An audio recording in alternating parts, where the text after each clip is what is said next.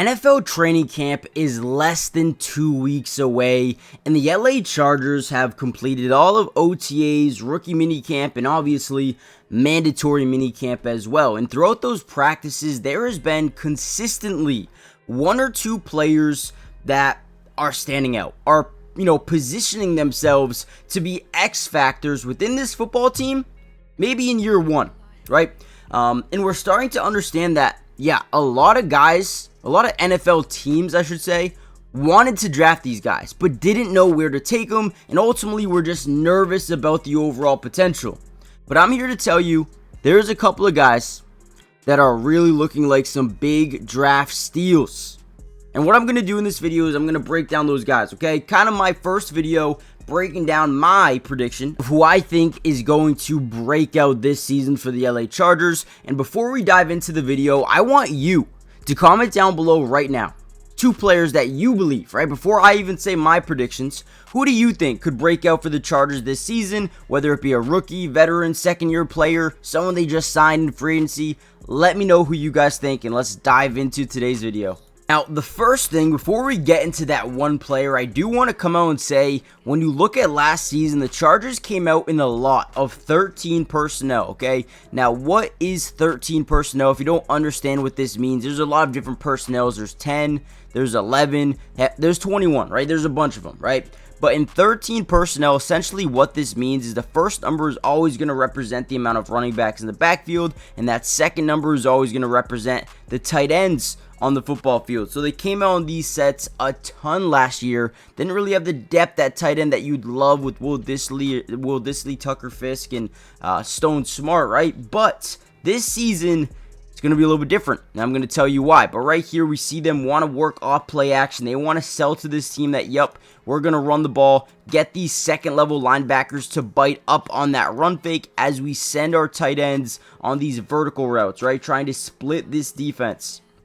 Right, so as we do that, we get the linebackers to, bite up just a little bit, just enough for us to get, a great ball by Justin Herbert to Will Dissly for a 29-yard tight end. With that being said, Oronde Gadsden is my potential breakout for this season. I think maybe by week 8, week 9, this is a full-time starter and maybe even an X factor within this offense. And you can see right away, he's got a different level of effort, right? And we even heard Jim Harbaugh come out and said, listen, we have to drag this guy out of the building. He is always the first one in the building, 4:30 in the morning, studying the playbook. I mean, this guy does things, the work ethic, the ability to focus on his game is tremendous. And that is one thing I am super excited about with Oronde Gadsden. But he is just like a wide receiver in a tight end's body. It is amazing to see. Now, he does have to work on his blocking ability at the tight end level. And trust me, they're going to work on it because in LA with the Chargers, they like to run the football, okay? And you can't run the football and you have tight ends that don't block. So I do believe they're going to work on his blocking, and he's going to do whatever it takes to crack himself into the lineup, but more importantly, take over the tight end room. Now, here's another play in 7-on-7s where we can look at his route running ability. I'm sorry, I can't really show too much of his college highlights because they like to copyright everything. So if I do show college highlights, I'm going to have to pause a lot. But here's another one that I really like. You're going to see some great route running ability here, and then we're going to come back and we're going to break it down a little bit more. I mean, look at that head swivel, right? Now, whenever you're a route runner, and because he was a former wide receiver, he has that ability to really manipulate defenders, okay? Now, what do I mean by that? As he gets to the top of his route, you're going to see his head kind of snap in this direction, and that's because he wants the defender to bite down on a possible out. But instead, you're going to see him, just go over the middle of the field, right? He's going to get to the outside, boom, turn his head as he is running this out. DB kind of commits outward, and then boom, stop on a dime, change direction, wide open touchdown in 7-on-7s. And again, this is something that we saw during rookie minicamp, OTAs, mandatory minicamp, and he's just getting better, right? He is only just getting started. I think this dude could be dynamic, right? A difference maker within the offense. And before we get any further into this video, guys, do me a big favor. Hit the like button if you want more of this type of analysis throughout the entirety of the offseason. We're going to cover training camp, every single practice, telling you who's standing out, who's looking good.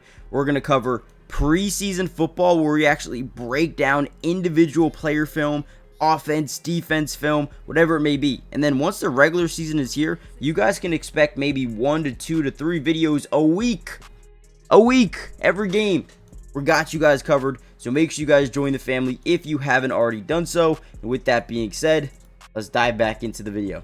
Here's another play I want to show you. And this is one because they come out, right, in 11 personnel. You got 1 tight end. You got your offensive lineman. You got your 1 running back. But this is not Ronde Gatson. He's actually at the top of your screen here. So another thing we can look at is just flexibility, right? The versatility of him being able to line up wide. So now you can, in fact, continue to run either Will Dissly or Tyler Conklin as an inline tight end, but then space him out, get him to the outside, and get him a matchup nightmare, right?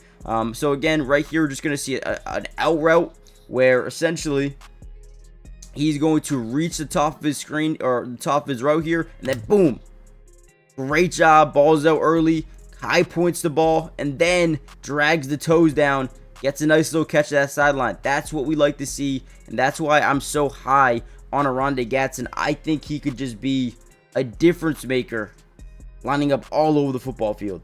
Now, my next guy up here, and I'm going to keep this short and sweet because I think it just makes sense. My next guy I have on my list is no other than rookie defensive tackle Jamari Caldwell. Now, the reason I'm picking him, wearing number 99, yes, he was a 3rd round pick as well. He plays nose, but the one thing that they needed to improve on this season was stopping the run. Now, take a look at this, right? First thing we noticed is they had one of the best defenses in football, ranked number 2 in the NFL when it came to points allowed per game. They were really good at almost every single aspect defensively. You even look at their passing game defense, they were pretty much top 10 in a lot of different categories: sack percentage, interception percentage, yards allowed per game through the air, yards allowed per pass. They were one of the best. However, the only downside was when teams were able to establish the run, which was a lot, but they were always down, so they couldn't run the football, which is a good thing, right?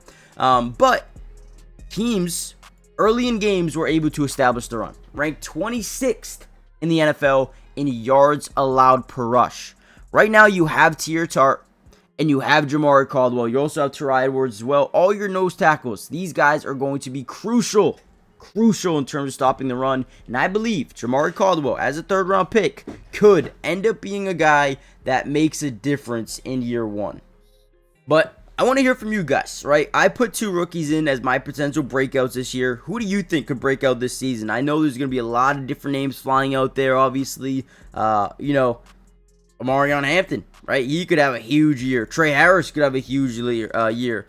There's a lot of guys on this team that could potentially just look really good going into the season. Who do you think could break out?